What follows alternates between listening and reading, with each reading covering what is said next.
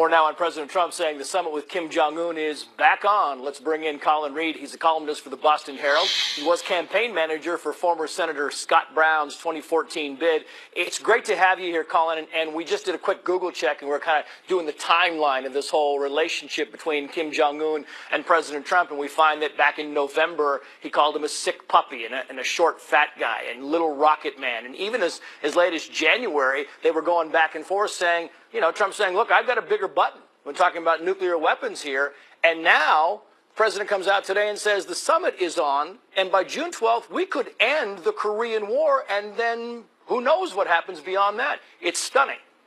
It is, Trace. And, you know, the one thing I will say, listening to that whole exchange with President Trump, is he seemed really at ease talking to the press. It reminded me a lot of candidate Trump, where he'd be out there engaging with the press and on the news of the day. But as it relates to North Korea, I think most people here expect progress, not perfection.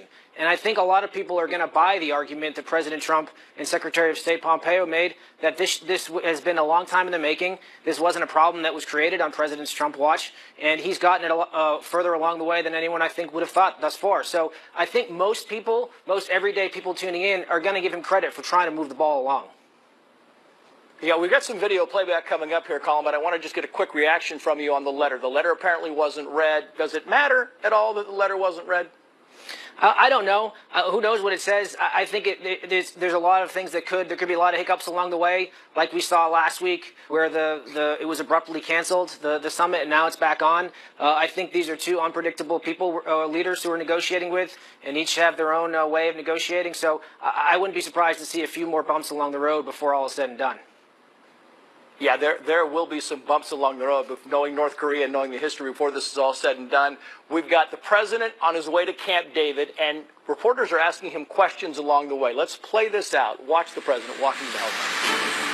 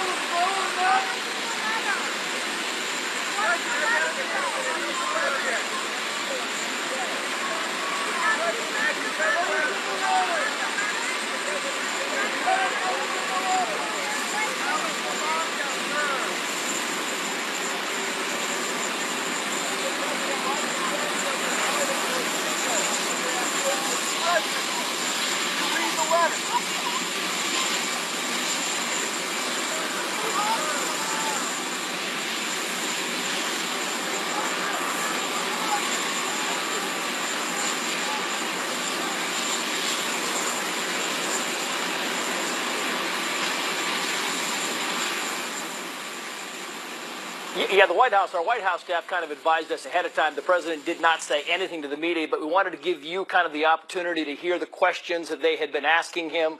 You know, he's going to Camp David for the weekend. His wife, Melania, is not going with him. It's important because the president if you just joined us, just 37 minutes ago, held a pretty significant news conference where he did announce that, in fact, June 12th, the summit with North Korea is on in Singapore, and talked about what they hope to accomplish. He started out by saying that he actually looked at the letter and it was fascinating and interesting. He was teasing the media saying, wouldn't you love to see what's on it? Asking him, how much would you pay to see the letter? And then toward the end of the news conference, the president kind of acknowledged that, no, he didn't look at the letter. He didn't open the letter, and he said that there'll be time for him to open the letter in good time. But the bottom line here is that, in fact, the June 12th summit is on in Singapore. Do we still have Colin Reed? I'm here. Is he still Trace. Colin, so you saw the president. He's going to Camp David. And the question now becomes, you know, it's high speed. We've got 11 days. This thing is on. We need to get moving. Right, and one of the things that will be interesting to watch is the reaction that comes in from Democratic lawmakers, who I don't think will know what to make of this, because I think all Americans want this thing to go well.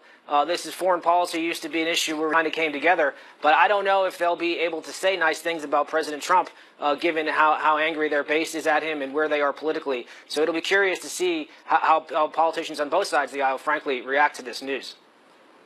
Yeah, for the people who hate the president, it's a tough day with the unemployment rate down at the lowest point in 50 years. And I'm not saying the president gets all the credit for that. It's just one of those things that because he's in office, he's the man in the chair. at the point in time. And then with this North Korea thing, tough day for the people who do not like the president, because at some point you have to acknowledge that whether you agree with this Kim Jong-un meeting or not, you know, it's a step in the right direction, and it is a positive step for America. Colin.